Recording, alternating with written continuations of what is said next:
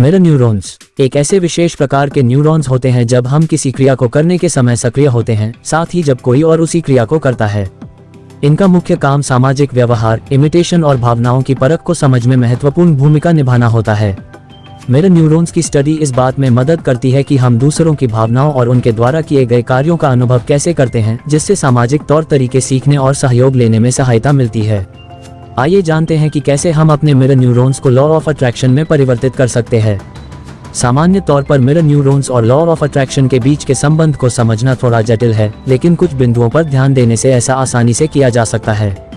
पहला, इमिटेशन मतलब अनुकरण करना। मिरर न्यूरॉन्स हमें सामने वाले या अन्य किसी की भावनात्मक अनुभवों और व्यवहारों की नकल करने में मदद करते हैं।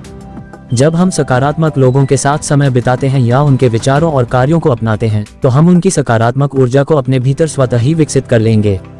मनोविज्ञान की भाषा में कहें तो हमारी संगत ही हमारे गुण और दोष को निर्धारित करती है। दूसरा, भावनाओं का संचार। जब हम किसी अन्य व्यक्ति की खुशी, उत्साह या सफलता को अनुभव या महसूस करते हैं, तो मिरर न्यूरॉन्स हमारे दिमाग में उसी तरह की भावनाओं को उत्तेजित करते हैं। ये सकारात्मक भावनाएं हमारे जीवन में जीवन लक्ष्य, रोमांच और आकर्षण करने वाली चीजें उत्पन्न कर सकती हैं। तीसरा, सकारात्मकता का विस्तार। यदि हम अपने चारों ओर सकारात्मकता फैला रहे हैं और उन गुणों की नकल कर रहे हैं जो हमें पसंद आती हैं, तो ये क्रियाएं हमारे जीवन में उन सब चीजों को आकर्षित करेगा जो हमें वास्तव में चाहिए। लॉ ऑफ अट्रैक्शन इस सिद्धांत पर आधारित है कि हम जिस तरह से सोचते और महसूस करते हैं, वह हमारे आसपास की वास्तविकता को प्रभावित करता है। और चौथा, सामाजिक संबंध। अच्छे सामाजिक संबंध बनाने से हमारी मानसिकता बेहतर होती है। मिरर न्यूरॉन हमें दूसरों के साथ मजबूत बंधन बनाने में मदद करते हैं, जिससे हम अधिक सहयोगी वातावरण बना सकते हैं जो लॉ ऑफ अट्रैक्शन का समर्थन करता है।